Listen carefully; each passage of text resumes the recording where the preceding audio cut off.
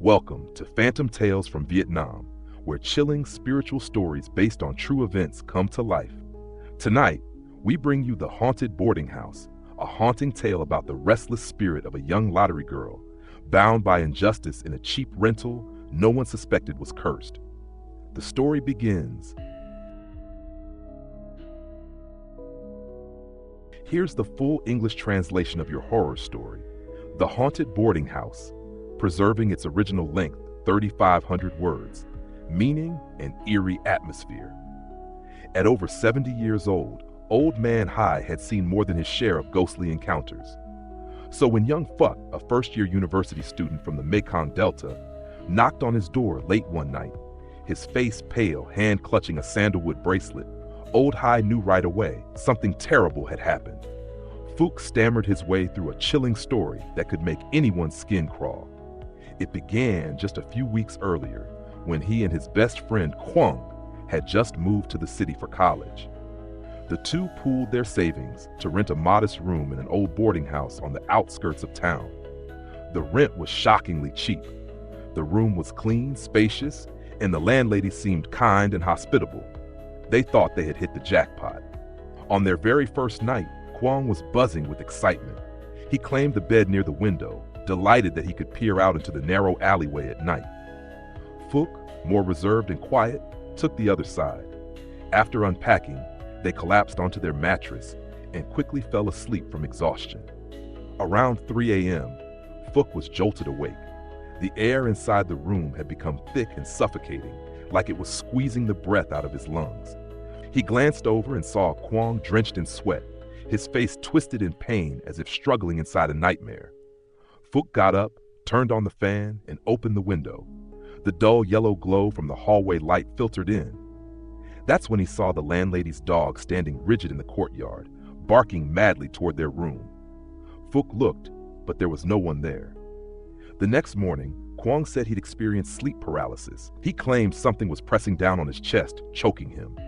But when he opened his eyes, there was no one in sight.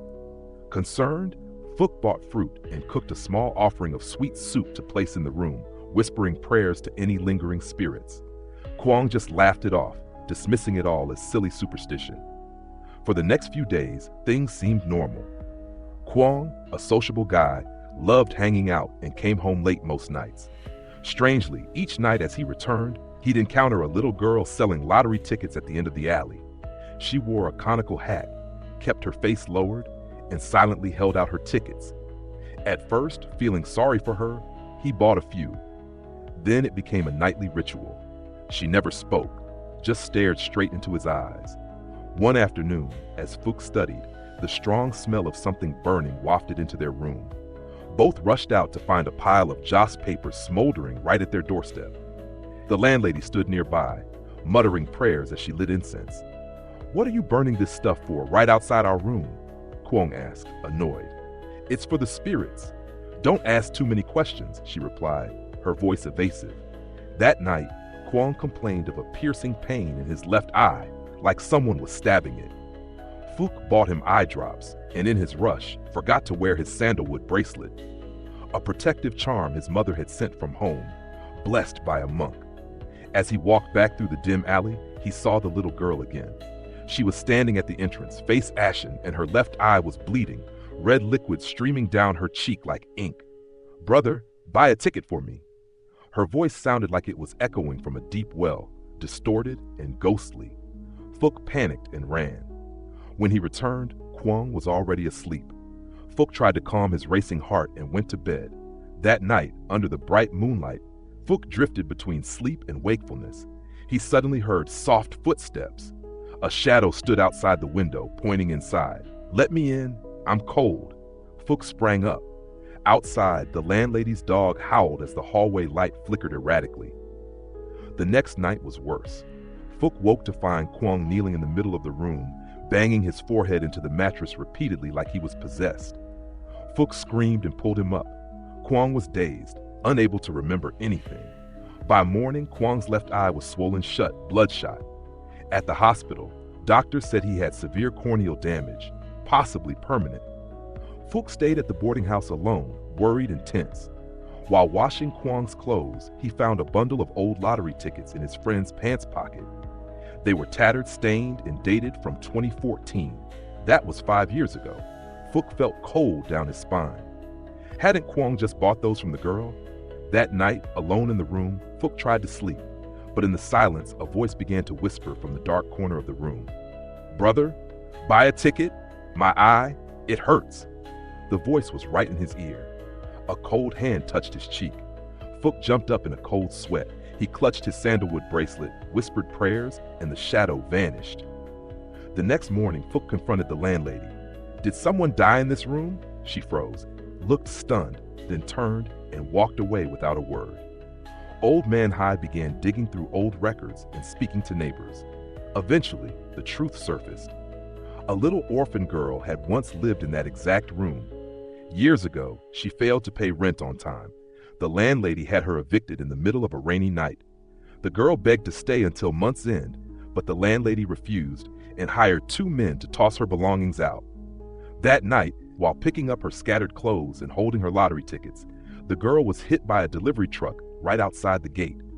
Her body was mangled beyond recognition. Her left eye had popped out and landed in the bushes. Dogs howled all night. The stench of blood hung thick in the air.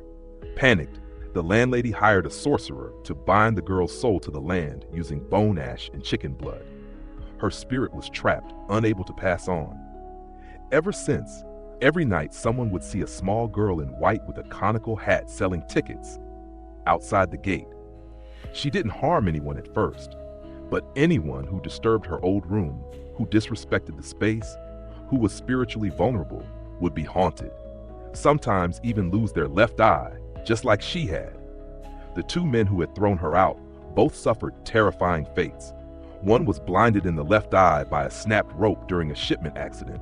The other had a stroke that paralyzed half his face.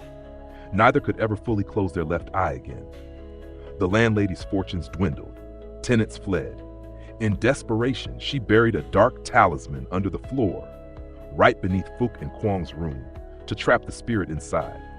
But she never accounted for the fact that Kwong had accidentally disturbed the talisman, freeing the vengeful spirit. Fook had been protected unknowingly by his blessed bracelet. But the night he forgot to wear it, he came dangerously close to being dragged into the spirit realm. Everything felt like fate. When protection falters, when belief wavers, vengeful spirits can seize the moment and take the living with them. Eventually, Fook and Kwong moved out. Kwong's eyesight was partially restored, but he was left with a red scar that never faded. He dropped out for a semester to recover. The landlady permanently shut down the boarding house. Locals still whisper that even now, late at night, a girl in white with a conical hat can be seen under the flickering streetlight, silently holding out a crumpled lottery ticket. "Brother, have you seen my eye?" Let me know if you'd like me to narrate or format this story as a YouTube script, complete with an intro and outro for storytelling.